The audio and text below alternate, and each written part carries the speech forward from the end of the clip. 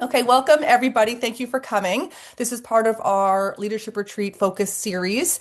Today we're talking about that post-retreat accountability, capturing that momentum, what has to happen before, during, and after, and what is retreat specific, and what is just general accountability stuff that we could talk about. So for those who don't yet know Randall, I'll introduce Randall. He'll be here giving our presentation and answering questions from me and from you. And as usual, he never knows what's been asked in advance. He's in the hot seat, and we get to see what comes out. So a little bit about Randall. He was a founder of several successful startups. He was held a long time position at a Big Four consulting firm. He was a senior executive at an American public company, the author of 8 books in the Speaker Hall of Fame, master facilitator. He's helped over 100 organizations scale, and he works with me at the Brain Trust Professional Institute, helping organizations scale through retreat facilitation, coaching, and aligning teams through important conversations. So the format usually is Randall will start us up, share some ideas, we'll get us thinking, and then we'll flip into Q&A from you and from me. You're welcome to interrupt at any time. You can put it in the chat or put your little Zoom hand up. I can read it to the group, and let's get started. Randall, over to you. Wonderful. Thank you very much. And Ronnie didn't introduce herself. She's the COO of the Brain Trust Professional Institute and has a whole bunch of questions that are designed either to stump me or to get everyone thinking. So thank you, Rania, for the intro. It never gets stale, and it's so wonderful to see a couple new faces into the sessions. So I guess, when we advertise this session, the goal of the retreat isn't the retreat. We've done like a ton of retreats for different kinds of organizations from billion-dollar financial institutions having their entire leadership team there, or down to the smaller startups. And one of the things that's very, very common, particularly with respect to accountability, is really the role of the culture of the organization before the retreat itself. Because if you're looking to nudge the organization to greater accountability. And frankly, if you want to have stuff from the retreat actually stick, organizations don't come into the room completely fresh. They've got momentum already. They've got cultural practices. They've got shared norms that sort of say this is kind of the way we do things and this is the way we don't. Do they have it locked down, for example, or are there gaps? Are there inconsistencies between different groups on how they sort of manage the accountability? Or are they kind of operating as chapter one of a certain stage of growth, and really they've grown to, say, chapter three, okay, but they still sort of have the accountability measures in place for, say, a smaller or less complex organization. Layer on top of that, geographical changes and generational differences and cultural, because different regions and countries have different cultures. All of a sudden, the question of, gee, how do we make what happens in the retreat stick? Okay, is maybe not so simple as, well, let's do this fun little exercise and then magically things will change, because they won't. Once people come back from the retreat, and this is the biggest complaint that we think that, it needs to be addressed, is it's back to the normal. And the cost of the retreat in terms of just the opportunity cost of the management salaries that are going to be in that room for 1, 2, 3 days together, let alone the cost of transportation and our, the cost of the wine tasting or whatever that fun activity is, let alone, our fees. It's a lot of money. It's an awful lot of money. And just to have it not stick afterwards, for us, we see that as a big loss, a loss of opportunity. And frankly, it embeds a culture in the organization of, well, we go away for fun, and then we come back, and then we go back to normal. And that's not something that I think any organization aspires to. So point number one, I think the culture of accountability in the organization. As a retreat facilitator, we've got to get our minds around that. And if you're doing any particular kind of retreat, for us, oh my God, we look at surveys, we look at all the strategic plans, we interview everybody or almost everybody around the table to get a sense of what that actually is. And we just can't imagine not doing all that heavy lifting to get a sense of kind of where we are. That way we could sort of, attach our new content, new ideas and everything to it, during the retreat itself. So that's kind of where I wanted to start off. I do have a bunch of other comments, and maybe I'll just share a couple right now, and then we'll get to your questions and any that Rania has got us. And that's two things, and these are kind of also what we kind of advertised before, and the question of, what seeds need to be planted before the retreat. And I'm going to suggest two things. Okay. Number one is what's the nature of the prep work that you're going to ask everybody to do beforehand? Okay, partially because it helps gauge and sense what the accountability is. All of a sudden, they're going to be at the retreat, and there's an expectation that that prep work will have been done. They'll be um, living the need to be accountable to an outsider or outsiders in the case of Ronnie and us when we do the retreats. So that's one thing. If it's going to be a bunch of readings, will they've read it? Are the readings relevant to them and their day jobs? Okay. What are they going to do with it once they're actually there? So certainly the prep work. We've done retreats interestingly where we do a session a month before the retreat with everybody to effectively give them an assignment, give teams an assignment. And then as part of the retreat, there's a question of, okay, we're going to do something with what you've actually done. And then afterwards, there's, okay, how does this live in the real world afterwards? Right? So it's not just a particular event, but there's a bunch of stuff that happens before, and there's a bunch of stuff that actually happens. And it's a continuum, okay, where literally it's not, okay, we're going to go into this never land, this fantasy land of Retreatville, and we're going to do stuff, and then we're going to go back. Because if you do stuff before, not every organization has got the bandwidth or the desire to sort of give people a team project beforehand. Right? But there is some things that you can do, some self-reflective work or some readings, etc., if time is really a big chunk. The second thing that has to happen beforehand, at least from our perspective, is what are the communications that are coming up from the CEO or the COO, depending on who's actually, in charge of the retreat from the company's perspective. What are they saying? What messages are they saying? Okay, are they prepping people to understand that there's going to be something that happens there and that there will be change?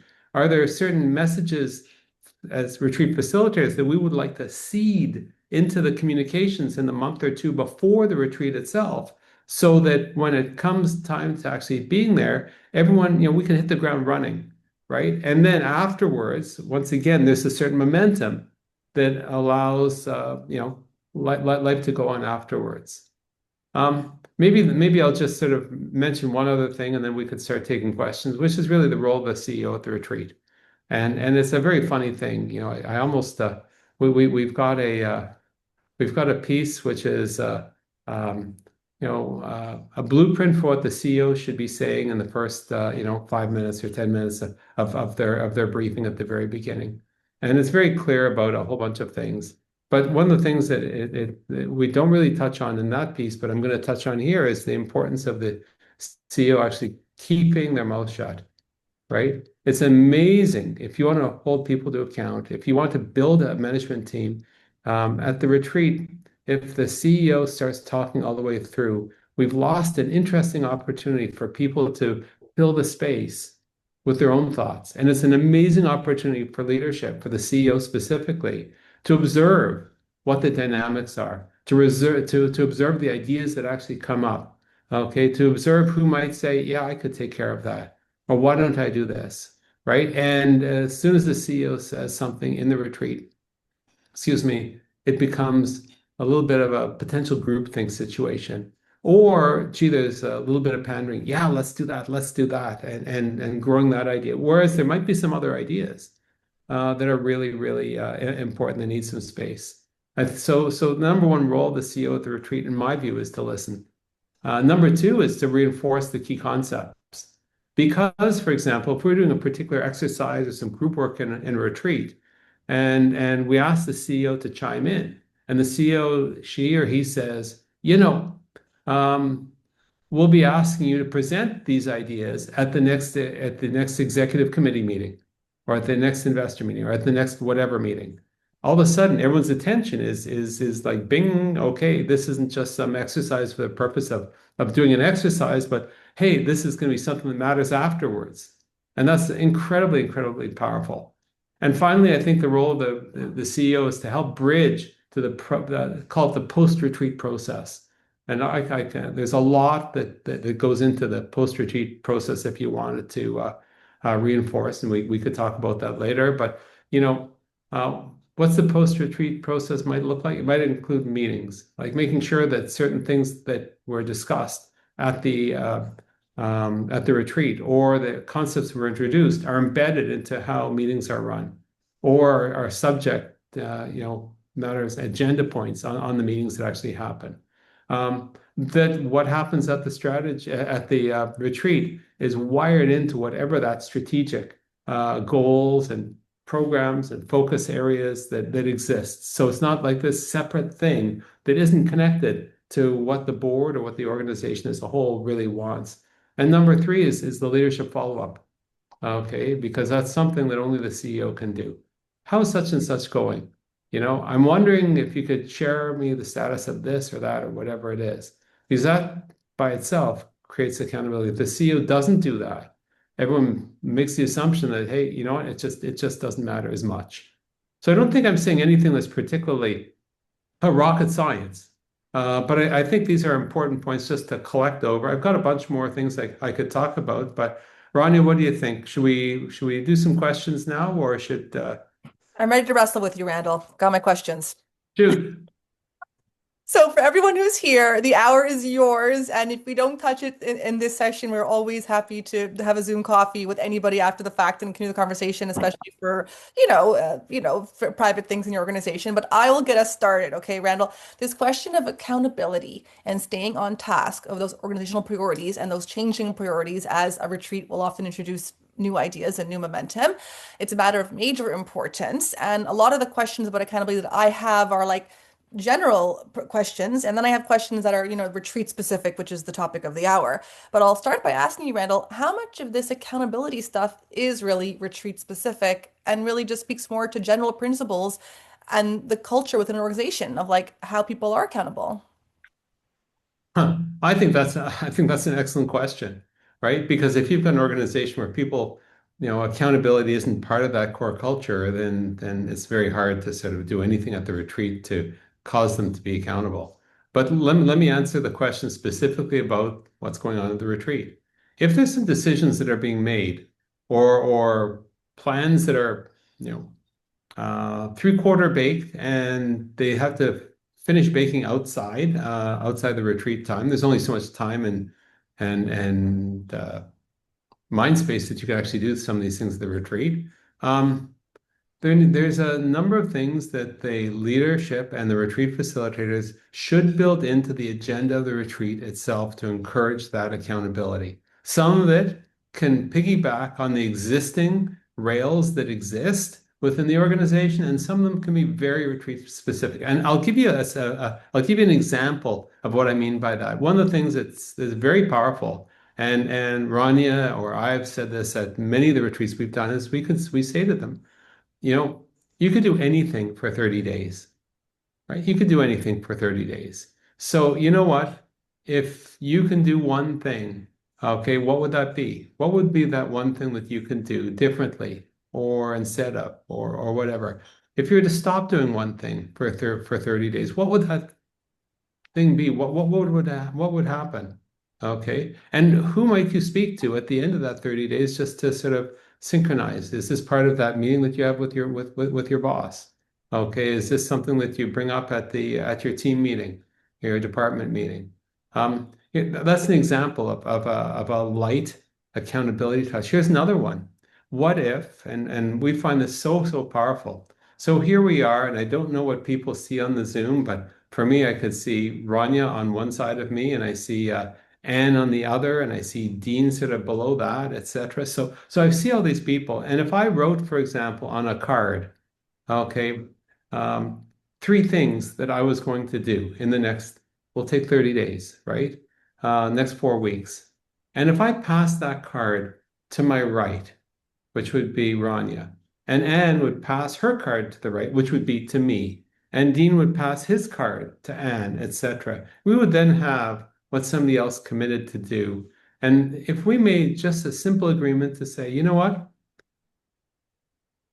2 weeks from now, we're going to put a call in to that person saying, hey, listen, I've got these three things. How's it going?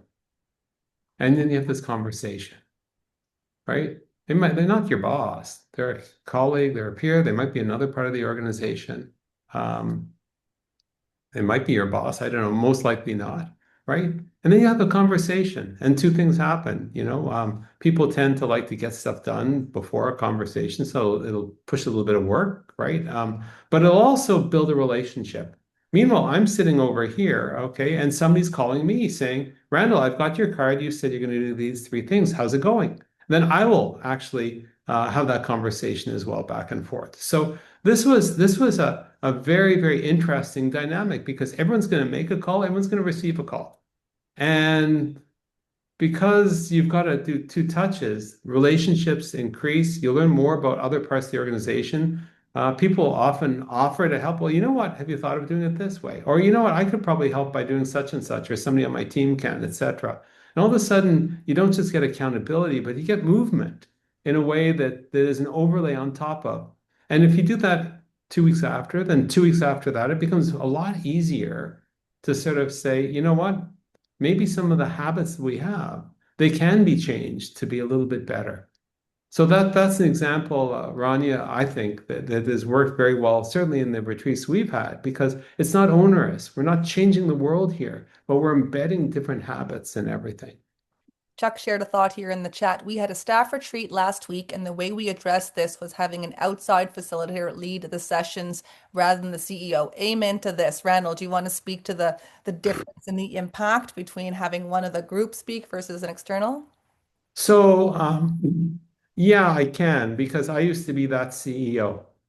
In my first business that I started many, many years ago when we were small, I decided just because heck, I'm the CEO, I'm gonna facilitate the retreat with the entire team.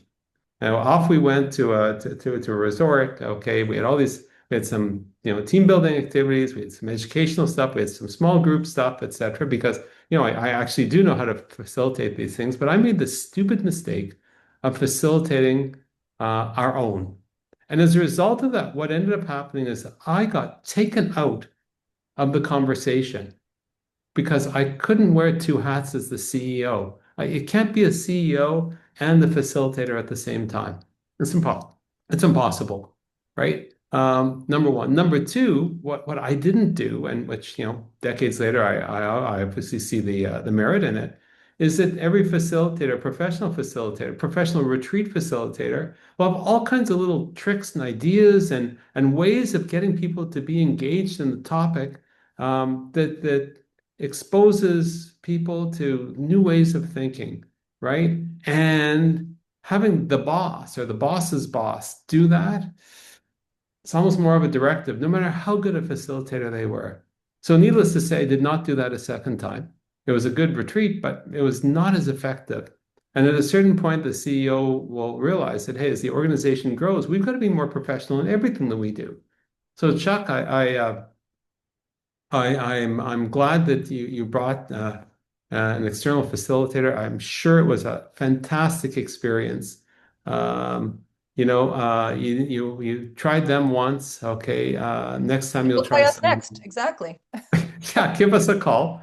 Okay, it's always good to rotate because you get new ideas, right, and new perspectives and all. So Randall, I'll share a thought here. Hearing you say, I was the CEO, I'm a good facilitator, which you are. I ran the retreat. And this speaks to a lot of the growing pains that organizations may or may not be self-aware of, which is you are an amazing team and you can do it all. But as you grow, you shouldn't do it all. And saying, I'm going to do it is not role modeling the delegation and the empowerment and all that stuff you need to do. So even the team knowing I can do it and I choose not to and I give it to somebody else is very good role modeling in and of itself. isn't that true? The whole issue of role modeling, right? Isn't that true? That's a great point. Dean has a question. Thank you, Dean. How do you consider the CEO's involvement in the retreat as one of the leaders versus being the boss? So first of all, let's call a spade a spade. The CEO is the boss, right? But what kind of boss is that CEO? Because if you've got a organization that's 10 people versus 100 people versus 1,000 people, 10,000 people, the title might be the same, but the job is vastly, vastly different, right? And what I'd say is that the best CEOs are able to figure out how to grow into that new CEO role as the organization grows. And by the way, isn't it true that all the leaders that report to that CEO have to grow into the jobs as the organization grows as well, right? And so the question is how much do you let this as a facilitator, how much do you let the CEO, who's the boss, participate in the various sessions? So for us, we've got a very defined role and places where we need the CEO to do certain types of things, which in every single one of the ones that we've done, we've had, yeah, that makes total sense. Or, oh, I didn't think I could do this and that, right? Part of what we'll do with the CEO is we'll do a debrief with the CEO. Sometimes the CEO and the executive team, if there's a bigger leadership team, we'll do a debrief with them privately, okay, to talk through a whole bunch of what was there. So there's a bunch of stuff for them to do. Um, if we've got certain types of brainstorming potentials where what they say is not suddenly glommed on by everybody, there's a role for them to actually be one of the leaders themselves. Here's an example. If we had everybody write their ideas on post-its or on cards, and then we collected the cards and we put them up, and nobody knows who said what, okay? That's an example of using the CEO's role in a way that doesn't influence everybody in a way that doesn't leave space. When Rania said just a few minutes ago about role modeling and everything, one of the biggest things we want in a leadership retreat is we wanted to find a way not just for us as facilitators to role model what it is, but to give opportunities for the CEO to role model that particular role at the scale and complexity of the role that they're moving into, because they're not perfect either, right? They've got a lot to contribute. The question is how we use them on the day. Is there a competition, for example, where the CEO and maybe one or two other COO or chair of the board or whoever it is are sort of the adjudicators of presentations? Is there a way that, like, there's all kinds of different ways to have them involved in ways that take advantage of their opportunity, but leave space for everybody else to contribute. Can I share an idea, Randall? And Yeah, of course. um, sometimes a retreat, what's the goal of the retreat? We always ask. And we work with the CEO to say, is this just training, new ideas, infusion of new ideas? You guys have more tools to work with and more a shared experience, etc. Or is this going to be really a springboard for what you expect to be actual change and implemented and initiated in the organization? So we'll work with the CEO in advance, for example, and we'll say, what part of this is going to be new expectations for your team versus what's just, fresh ideas, breath of fresh air. And so we'll have the CEO, we'll partner with them to at key points where they think it's important, where they'll jump in and say, you guys, this is going to be a new expectation. Pay close attention. Is that fair, Randall, in terms of how we Oh, work? I think that's brilliant. I totally agree. Moving on here, Krista, thank you. How does the CEO get retreat participants, very small organizations, out of corporate culture, long-term interpersonal relationship ruts? Ooh, people walk in the door either anxious of or wanting to dredge up past conflict. Krista, I Okay. love it. I'm smiling because it's a we need to unpack this question. And as retreat facilitators, we're more concerned about setting up that aspirational um, direction and tooling groups up to be able to achieve those both as individual leaders who are there as well as the team as a whole. And part of the question is, and part of the goal in our view very much is how do we build alignment amongst everybody there, which by the way does not mean everybody agrees with everything, right? And because diversity of viewpoint is obviously very, very powerful, very important. So sometimes if there is something that was bad that happened in the past, or there's an elephant that needs to be addressed, we like to get it out of the way as soon as possible, right? I think, with respect to um, psychological safety, okay, we had to address that at one of our retreats where Ronnie gave a fantastic presentation on that, and people had no idea okay, really about what the impact was of certain types of behaviors. We're not calling anyone out, okay, but we're doing something in a very sensitive way that helps people understand um, what they can and should be doing. I think the other thing is if we know that there's interpersonal issues, whether it's rivalry or political stuff, etc., we need to form the actual small group work, the exercises, the interactive parts in a way that allow people to see the good, right? And not focus on the bad, right? And I think that too often if we say, well, the mechanism to do that is just to be a talking head in front of the room and we're just going to talk and do training.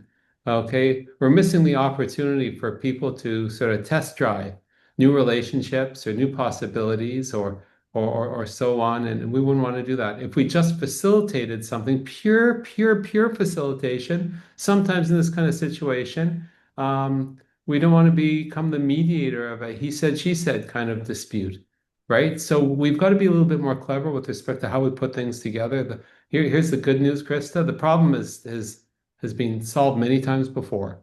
People are people. Okay, people are people. Um, I think there's also a role beforehand. Sometimes there's a can I say shit disturber? But there's somebody who gets tremendous pleasure out of creating drama. Okay.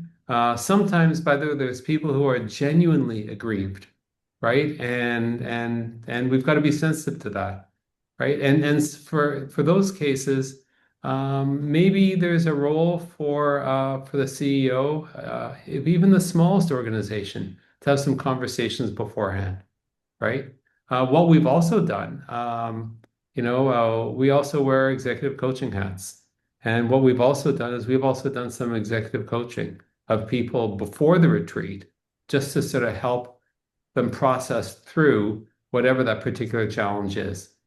Okay, sometimes it's their performance, sometimes it's how they manage, sometimes it's whatever it happens to be. So we can do that beforehand, just like a one session or two session kind of thing, right? And sometimes that helps smooth the way so that they'll actually not just get more out of what is taking place in the retreat, but it'll actually solve the bigger problem that there seems to be a bunch of ruts, right?